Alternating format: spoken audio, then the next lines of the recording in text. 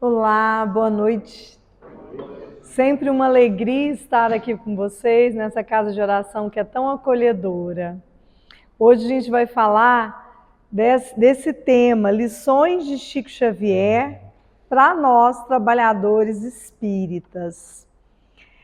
Eu estava preparando essa lição e eu vi um meme que tinha o Einstein. E tinha a imagem de Einstein e ele falando assim, de tudo que publica, que falam que foi ele que falou, só 10% está certo.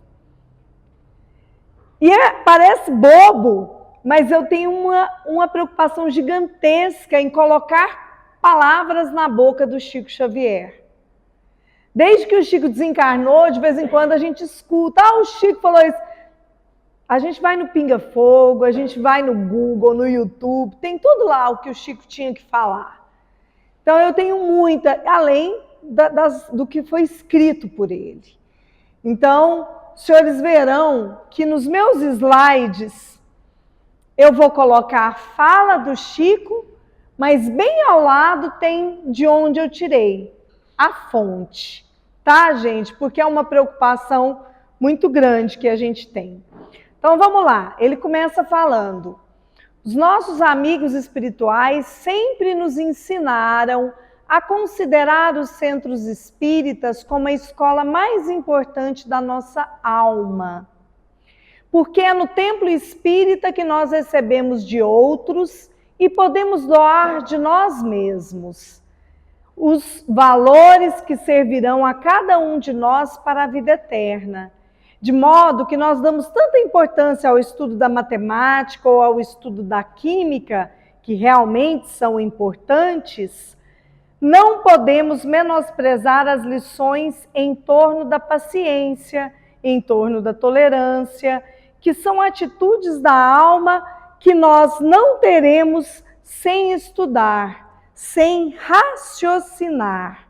Portanto, um templo espírita é uma universidade de formação espiritual para as criaturas humanas. E é por isso que o Espírito de Emmanuel, que nos orienta as atividades desde 1931, empresta maior importância ao templo espírita, porque o templo espírita revive as casas do cristianismo simples e primitivo, em que os nossos corações se reúnem em torno dos ensinamentos do Cristo para a melhoria da nossa vida interior. Então, Chico começa nos falando da importância da casa espírita. E não ele deixa claro que são os amigos espirituais que nos mostram quanto é importante esse templo aqui que nos acolhe. E a gente já chega ouvindo uma música que nos faz entrar em sintonia com a espiritualidade, a gente já recebe um passe direto da espiritualidade quando a gente sintoniza com esse ambiente. E é um lugar onde a gente troca energia, a gente já chega aqui, a gente recebe os fluidos da casa, a gente se sente bem.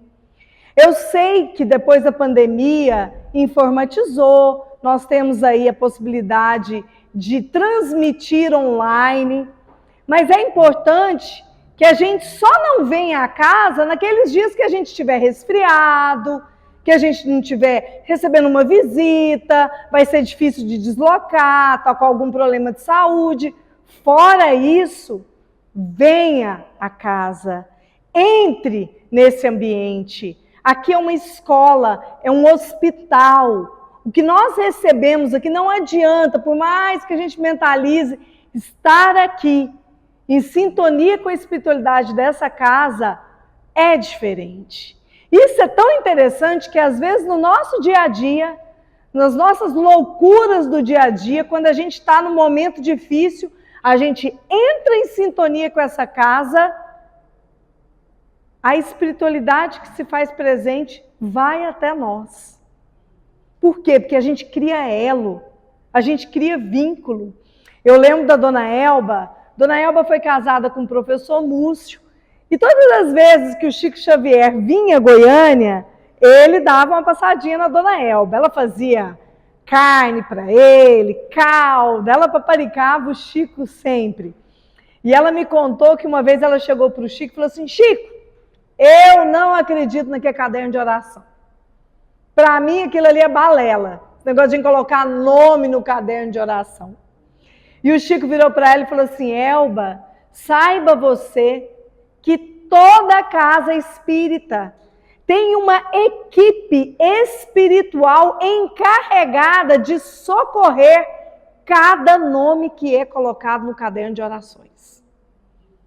É magnífico a gente estudar a doutrina espírita e ver. E aí a gente remete um pouquinho mais quando a gente fala de evangelização infantil. Às vezes a gente se depara com pessoas que se dizem espíritas e que falam: não, mas eu não vou levar para evangelização. Eu quero que depois, quando ele estiver mais velho, já estiver na fase de adolescência, ele escolha a religião que ele quer. Está errado. A gente pergunta para o nosso filho se ele precisa ir para a escola aprender português, matemática. A gente não pergunta, eles não vão? Não é importante? E quem falou que a escola de Jesus não é tão importante quanto?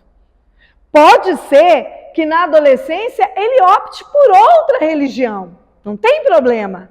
Mas a base que nós pais, avós, tios podemos oferecer e devemos para esses espíritos que estão em crescimento, nós temos que fazer. Porque muitas vezes é por preguiça que a gente deixa de trazer para a evangelização. Então a gente precisa ter esse olhar atento, porque criança não tem que escolher se ela quer ou não aprender o Evangelho de Jesus. Aí, gente, tem uma pergunta que foi feita, e isso aqui, a resposta do Chico me surpreendeu. Olha a pergunta: no entender de Emmanuel, qual será mais importante, as tarefas de assistência social ou as de divulgação doutrinária? E eu, equivocadamente, se eu tivesse que chutar, eu ia chutar que era a assistência. Talvez porque a gente estuda fora da caridade não há salvação, eu sempre achei que fosse o peso maior da nossa doutrina espírita. E o Chico respondeu, isso ele remete a Emmanuel, a resposta é de Emmanuel. Ambas as tarefas se revestem de importância fundamental na opinião do nosso abnegado orientador. Então, o estudo da obra e a assistência que a gente precisa dar são de igual importância. Aí veio outra pergunta. Quanto ao estudo, que dizem os nossos benfeitores espirituais? Os amigos espirituais nos informam que o estudo deve ser para nós uma obrigação, em qualquer idade ou circunstância da vida. Eu estou vendo que aqui tem muita gente de cabelinho branco, às vezes até careca, e muitos com luzes. Então, olha que ele fala mais de uma vez. Na ignorância não conseguiríamos, como não conseguiremos enxergar o caminho real que Deus traçou a cada um de nós na Terra. Todos nós, sejamos crianças ou jovens, adultos ou já muitíssimo maduros, devemos estudar sempre. E quem conviveu com o Chico, eu convivi com muitas pessoas próximas ao Chico, conta a vantagem que eu cheguei a almoçar com ele já estava bastante velhinho, mas eu tive essa bênção. Mas convivi com muitas pessoas que faziam uma pomadinha, que tinham uma proximidade com o Chico, e já ouvi de várias delas que o Chico Xavier não ia dormir sem ler o Livro dos Espíritos e o Evangelho. Meia hora de estudo antes de dormir. Eu confesso para os senhores que eu fui montando essa palestra, já dei algumas vezes, e foi um despertar para mim. Porque eu acabava sempre estudando para as palestras que eu tinha que dar. O tempo, às vezes, corrida, aquele negócio, não, tem palestra marcada, deixa eu estudar o tema, e aí a gente vai trabalhando. E aí, depois de tanto estudar isso aqui, eu falei, não, tem que parar. Não é assim. Hoje, com muita alegria, eu posso dizer que nesse ano de 2024, eu já li 3 obras. E que tem sido magnífico. E eu coloquei na minha cabeça o seguinte, eu vou ler um capítulo por dia. Se o capítulo for muito grande, eu leio a metade, mas eu não vou deixar de ler. E por que isso? Porque a gente vai ver o quanto o Chico Xavier bate na tecla de que nós temos que estudar. E por que ele ressalta tanta questão de já sermos maduros? Porque a gente fica com preguiça. A gente vai ficando mais velha, a gente acha que a gente já viveu tudo, já se doou, e não é bem assim. Chico Xavier teve uma época que ele estava andando na cadeira de rodas. Ele chegou para Emmanuel e falou, Emmanuel, eu já não estou conseguindo produzir como antes, Emmanuel. Será que já não está na hora de eu ir embora? E Emmanuel falou para ele, enquanto você tiver condições de fazer uma prece para quem quer que seja, pare de reclamar e vá trabalhar. Então nós não podemos ter desculpas. É preciso que a gente sim estude. O que a gente está fazendo aqui agora é um estudo. A casa sempre oferece mais estudos. Saibamos aproveitar isso. Aí, não tem como a gente falar sem mencionar mediunidade.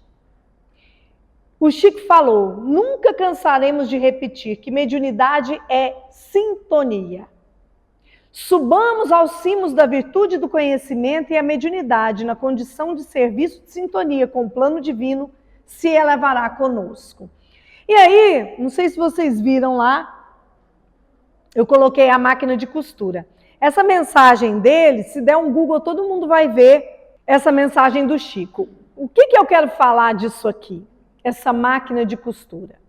O Chico Xavier tinha um cachorrinho que ele era louco com esse cachorro. Cuidava desse cachorro, era doido com esse cachorrinho. O cachorro morreu, depois de ficar muito tempo doente. Aí a irmã dele chegou para ele e falou assim, ó, Chico, eu não queria falar nada não, mas foi a vizinha que matou seu cachorro. Gente, o Chico Xavier ficou péssimo. Péssimo, ele era igual criança, chorou, ficou magoado. Emmanuel ficou 3 dias sem aparecer para o Chico. O Chico chegou para ele e falou assim, uai, Emmanuel, nós vamos trabalhar não? Ele virou e falou assim, enquanto você tiver essa mágoa no seu coração, eu não vou perder meu tempo. Ele é muito obediente, foi lá na vizinha. Conversa vai, conversa vem, a vizinha desaba e chora. Chico, você me perdoa, eu não sabia que você estava sofrendo desse tanto. É porque eu te vi você ficar madrugada sem dormir, cuidando do cachorro. Eu vi que já tinha muito tempo, que o cachorro já estava ruim. Eu só quis amenizar a sua dor. E aí eu sacrifiquei o bichinho para você não sofrer tanto. Resumindo, Chico Xavier saiu da casa da vizinha com 10 meses do salário comprometido. Porque o sonho dela era ter uma máquina de costura. E aí o que ele fez? Ele foi lá, naquela época a máquina de costura era cara, ele financiou em 10 parcelas e comprou a máquina de costura. Resumindo, Emmanuel voltou. Espiritualidade séria não vai perder tempo.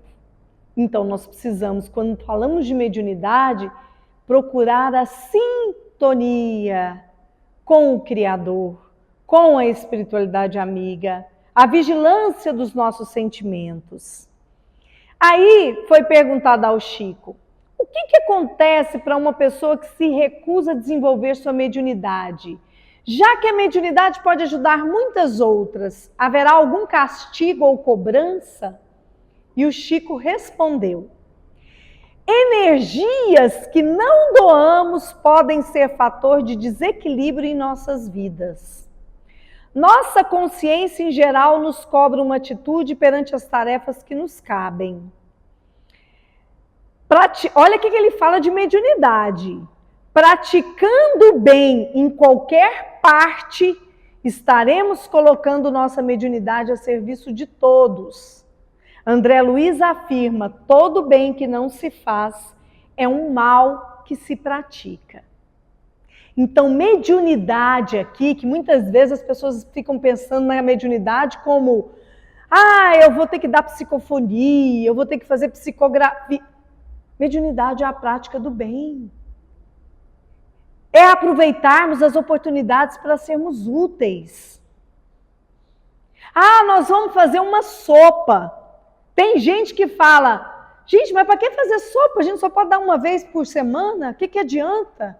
Não vai aliviar o povo que está passando fome? Dá uma marmita? O que adianta? Saibam os senhores que o principal ingrediente de uma sopa fraterna não é o alimento material, é o alimento espiritual.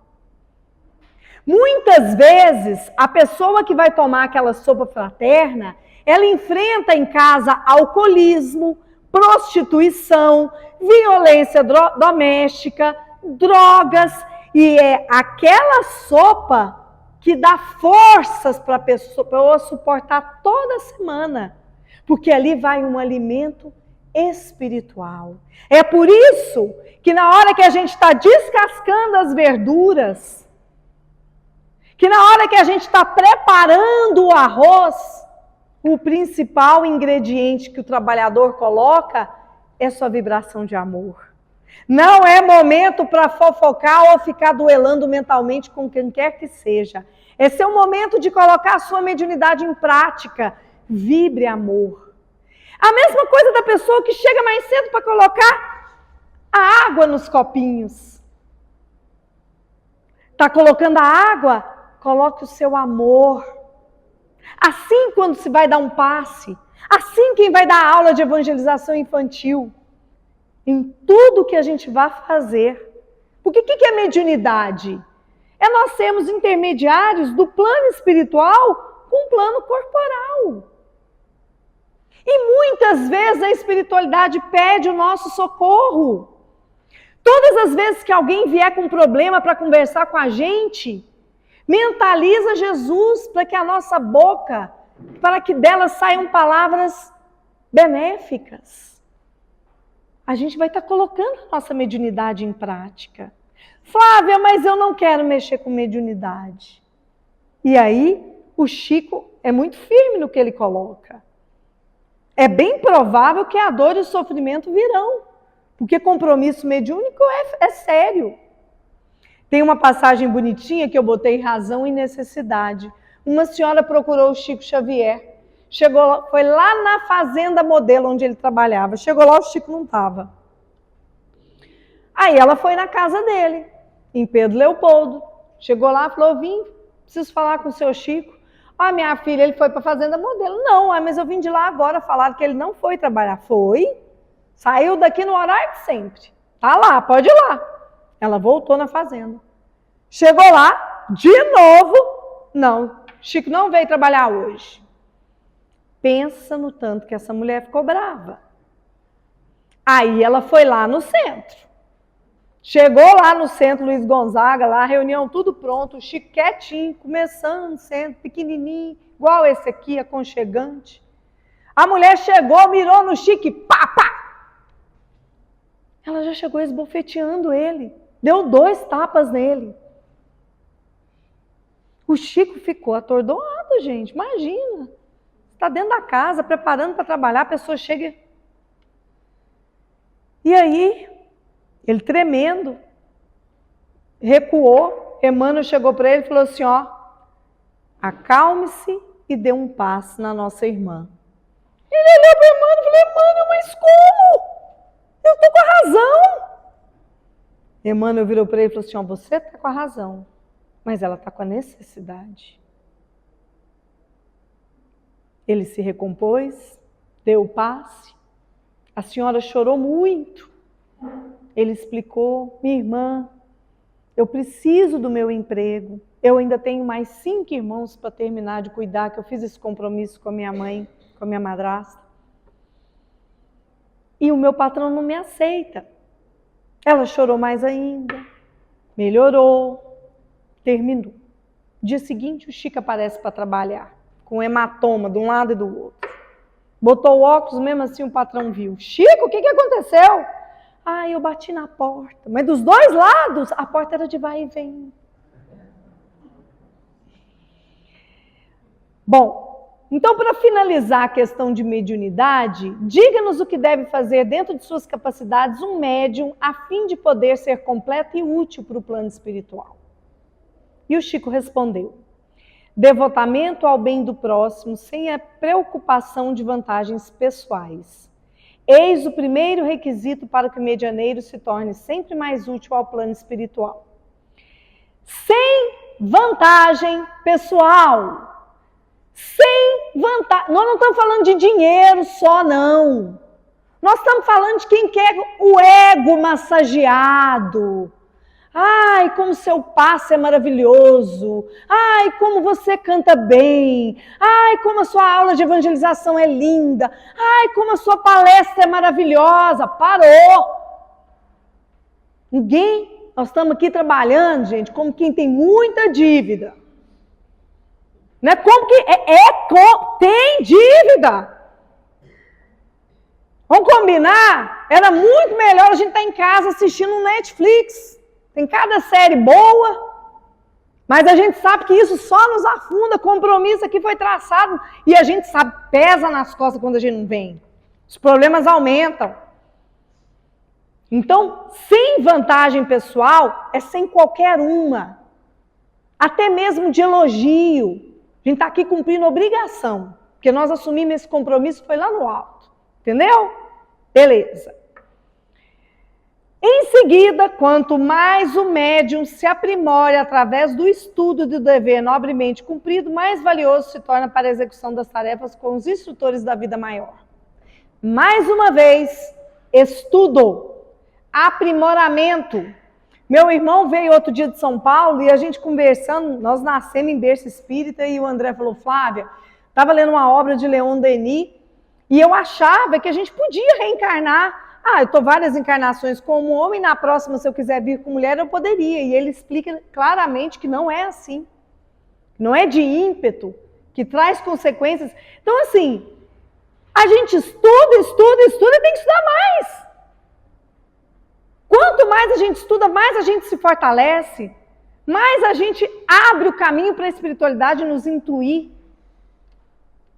Vamos sair. Vamos para outra questão. Como é que os espíritos consideram o espiritismo? Como uma ciência experimental ou uma religião? E o Chico respondeu: os nossos amigos espirituais nos afirmam que, apesar do espiritismo englobar experiências científicas valiosas para a humanidade, devemos considerá-lo como doutrina que revive o Evangelho de nosso Senhor Jesus Cristo, interpretada em sua pureza e em sua simplicidade para os nossos dias. Por que eu coloquei essa questão? Vira e mexe. Inclusive, Bezerra de Menezes lutou muito pela unificação da doutrina. Porque de vez em quando tem gente querendo colocar que espiritismo é filosofia, não, é ciência. Não querem colocar espiritismo como religião. Teve até uma oportunidade em que foi perguntado para o Chico o que era mais importante, religião, filosofia ou ciência dentro da doutrina, e ele falou: meu filho, a ciência é importantíssima. Mas a mesma ciência que descobriu a penicilina, descobriu a bomba atômica. Filosofia é magnífico, mas nada mais é do que muitas palavras. Agora, o homem ainda tem muita periculosidade dentro de si. E a religião o ajuda a sintonizar com o Criador.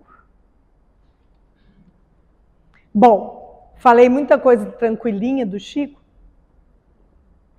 Agora a gente vai ver o Chico mais bravo, com um trabalhador espírita. Vamos lá.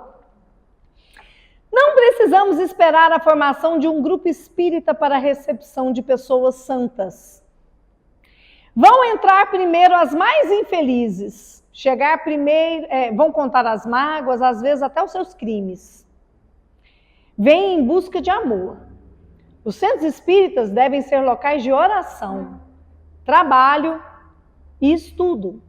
Conhecer o espiritismo é de fundamental importância, mas segundo Emmanuel me tem ensinado, esse conhecimento necessita ser traduzido na prática, a começar pelo entendimento entre os companheiros que constituem a equipe de colaboradores da casa. Gente, é o seguinte, A Flávia que entrou aqui para poder dar a palestra é cheia de defeitos.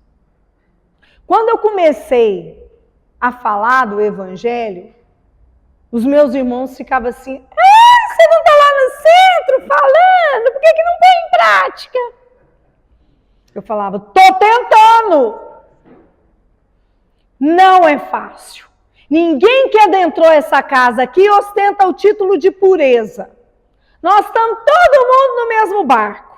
E é para a gente dar as mãos. É para a gente se ajudar. Deu para entender? Todo mundo aqui está na luta tentando ser melhor.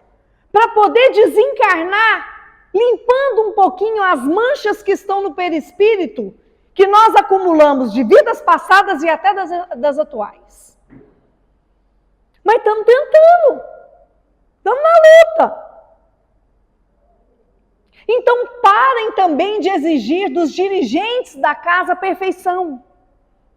Porque não é fácil também para eles.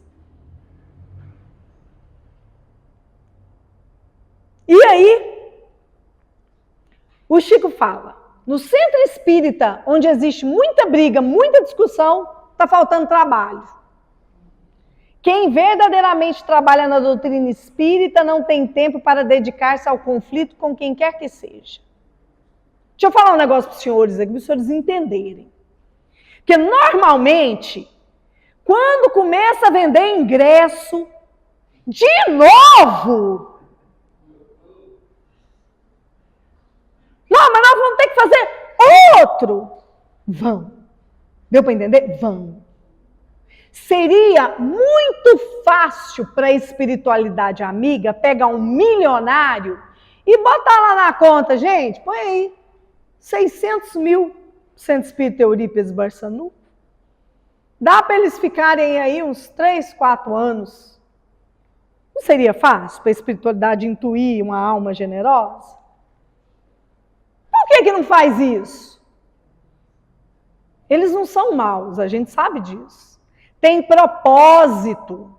A casa precisa de trabalho. Quando não tem trabalho, a fofoca entra. Aí é assim. Vamos fazer? Vamos. Tem que fazer. Tem que pagar ar-condicionado, energia, limpeza. Tem que ampliar. Ou vocês acham que é só na casa de vocês que às vezes chega mofo? Então tem que trabalhar. Vamos todo mundo. Então nós vamos fazer o quê? Pamonha? Pizza? Feijoada? Galinhada? Festa junina? Não sei. Aí tem que vender ingresso. Mas eu não estou em condições de comprar, mas tem obrigação de vender. Pega assim que vende. Está lá no livro Sinal Verde, André Luiz nos orienta. Se você não dá conta, a gente entende. Mas vamos tentar vender. Beleza. Aí vende os ingressos.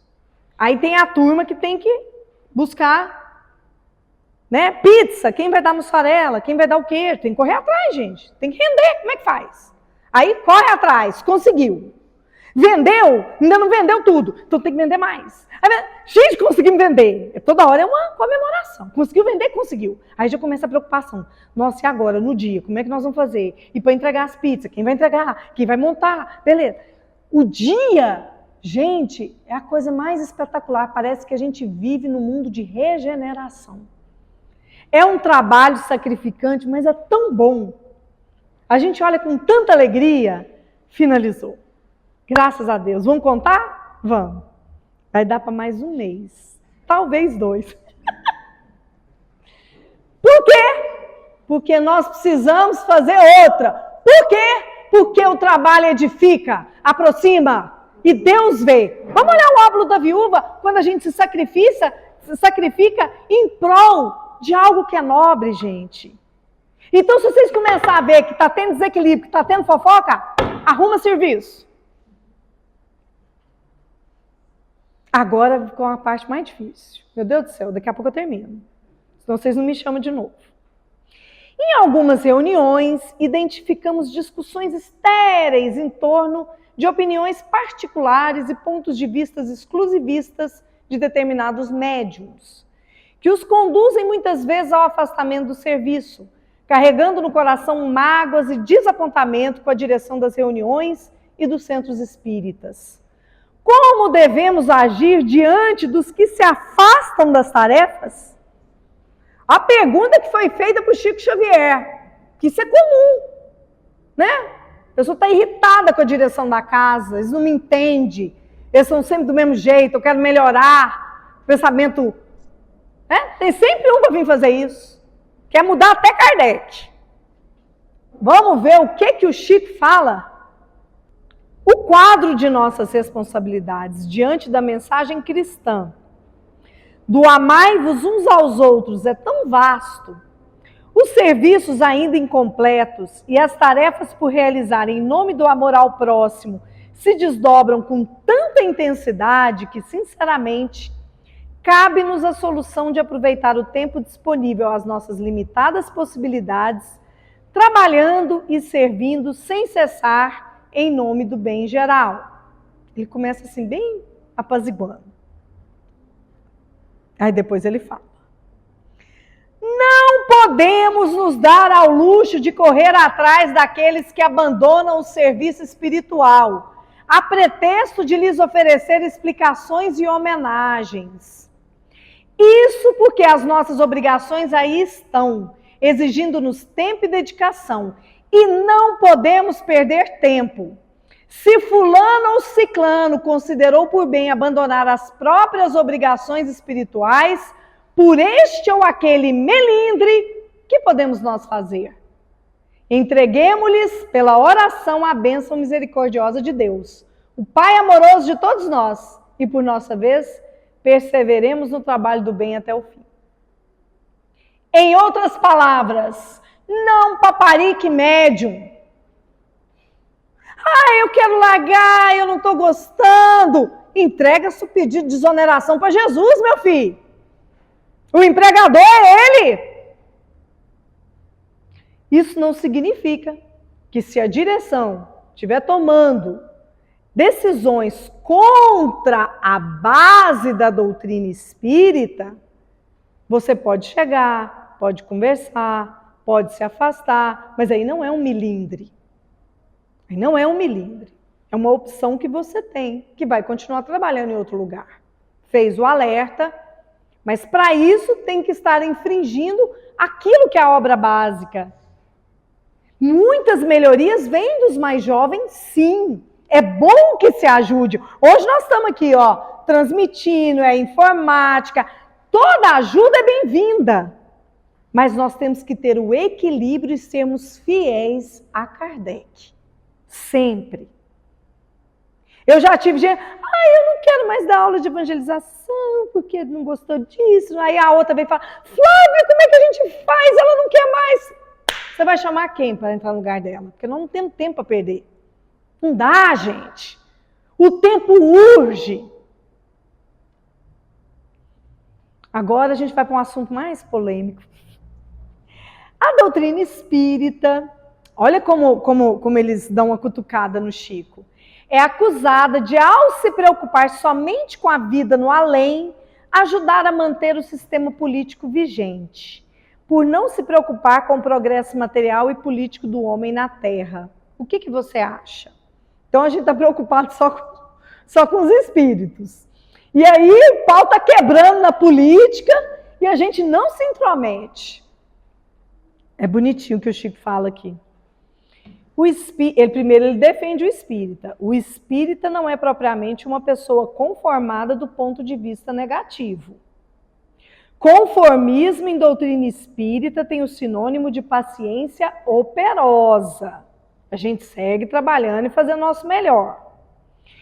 Paciência que trabalha sempre para melhorar as situações e cooperar com aqueles que recebem a responsabilidade da administração de nossos interesses públicos. Em nada nos adiantaria dilapidar o trabalho de um homem público, quando o nosso dever é prestigiá-lo e respeitá-lo tanto quanto possível. E também colaborar com ele para que a missão dele seja cumprida. O Chico é muito evoluído, né? Porque é sempre mais fácil subverter as situações e estabelecer críticas violentas ou não em torno de pessoas. Precisamos da construtividade.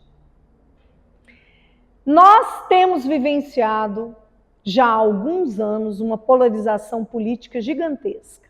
E ela não acaba, né? Quando a gente pensa que vai acabar, aí vem ivermectina, vacina, Elon Musk, Alexandre de Moraes, e aí vai, e não termina. Quando a gente pensa que está terminando, não, agora é lá nos Estados Unidos, aí é Trump, aí é a Kamala, né? Então, assim, toda hora, e aí a gente vai, e a gente defende o nosso ponto de vista.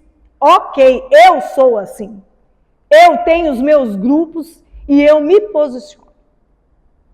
Mas eu ainda não sou evoluída. Lembra que eu falei para vocês que eu entrei aqui? Eu sou uma pessoa cheia de defeito? Pois é. Então, eu, em 2 grupos que eu faço parte, um de amigas de quase 30 anos e o outro do grupo de trabalho, de colegas de quase 30 anos também, eu já fui para o meu ponto de vista e o trem pegou mal. E é muita gente, então a gente não tem a maturidade para falar nesse grupo. Então a gente não fala de política lá. Porque um dia a gente vai evoluir e vai colocar em prática a lei divina, que está lá, a lei de liberdade, de respeitar a opinião do outro, sem que a gente queira impor a nossa. Tem determinados grupos que não dá para conversar. Se eu for conversar, eu vou me indispor e eu não quero perder uma amizade de tantos anos por conta da política. Ok? Então, nesses aí... Só que eu tenho minha lista de transmissão. Tem pessoas que eu mando as minhas coisas, o meu pensamento, que eu preciso desabafar. Aí não tem problema, é meu grupo. Beleza? Tenho evitado, já há alguns anos, para não falar de que candidato que eu estou, há alguns anos eu tenho evitado olhar para os administradores, fazendo igual o Chico falou aqui, com raiva. Não é fácil não, mas a gente mentaliza Jesus, e eu não estou falando só do executivo, falo de todos os poderes que a gente está envolvido. Agora, dentro da casa espírita, não.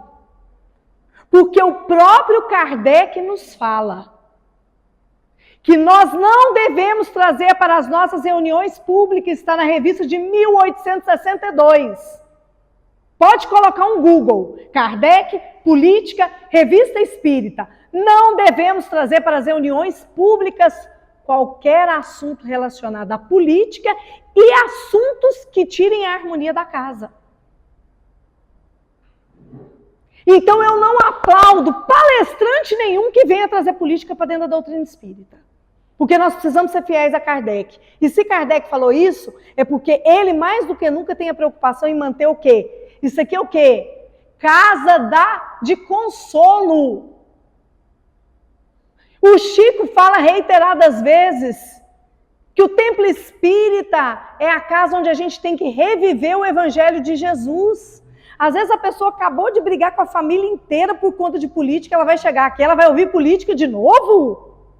Não, meus irmãos.